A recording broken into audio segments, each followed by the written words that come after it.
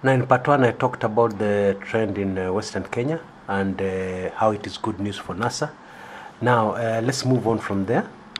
The huge mistake most analysts have, and the huge, especially these foreigners called IPSOS, who come in and try to poll people, but also local analysts, is that they ignore the fact that elections and voting is a numbers game. Indeed, a lot of NASA supporters also ignore that fact, that actually this is totally a numbers game.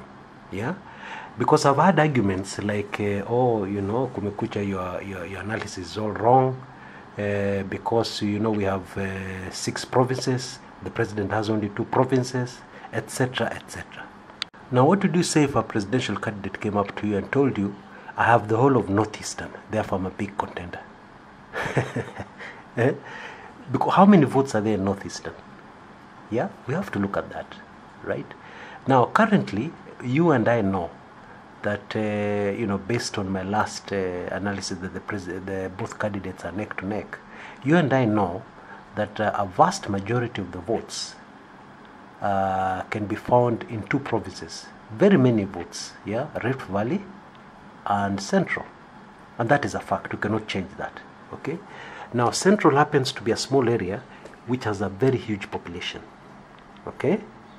Now, there's another invisible fact about Central Province that most people don't want to acknowledge and they don't see. And now, this is the fact that a lot of people born and who originated from Central Province are spread all over the country. Okay, so when people say, oh, you know, Central Province is not enough, they ignore this fact about the Central Province. Yeah. Now, I've given this illustration before. Many people get angry, but it's a fact. I will always state facts here. Okay. Now, we know that in the coming general election, it is expected that we're going to have about 57,331 polling stations countrywide. Okay. But let's ignore that figure and let's take the figure of the last general election, where we had 33,000 polling stations. Okay. Now, as I've said, most people from Central Province are spread all over the country. Now, just take 40 people, 40 Central Province people in each polling station, and multiply that by the number of 33,000 polling stations. What do you get? Well over 1 million votes. It's actually 1,320,000 votes. Now, I know other communities are also spread all over Kenya, but it's a fact that people from Central Province are the ones who are most widespread in every corner of the Republic. Now, in every estimate and survey I do of the presidential race, I take this into consideration. And I think that is why you will find that a lot of times what the opinion polls and what people are thinking in their minds, at, oh, there are so many people at this rally, therefore NASA is leading by a landslide. No. Yeah, let's be realistic. You know, there are things which you keep towards your party. There's propaganda. There are things which you want to use to encourage members. Yeah. And then there's the reality. Yeah, here I will stick to the facts. I know a lot of things I've said recently have upset Jubilee people, and now I'm being called NASA, but I really don't care. I will continue to present the facts as they are. Okay?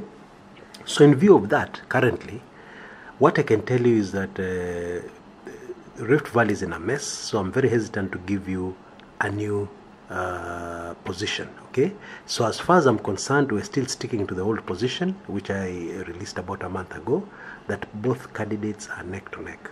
Once I've been able to establish clearly, not really establish clearly because I've already been able to establish, and if you saw my earlier recordings, you will be able to know what is happening, especially the one on Narok. But until I am able to confirm fully the position concerning Rift Valley, I will not be able to release a new standing or a new position on the presidential race that I can stand by. Yeah, so please be patient with me on that. But I think I've given quite a lot of pointers. I've given quite a lot of information here, which should be able to keep you going until I'm ready. I think in about a week or so, I should be ready to release that. And that one is going to be a major shock, I'm sure, to many of you. But as of now, that is the situation. Now on to the main point which came out of this latest survey.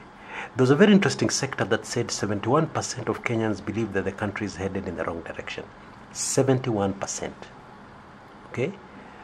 Now, I have not done my own particular survey that I can stand on, but I can tell you because I have ears on the ground, I'm very close to what's happening really right there on the grassroots in Kenya.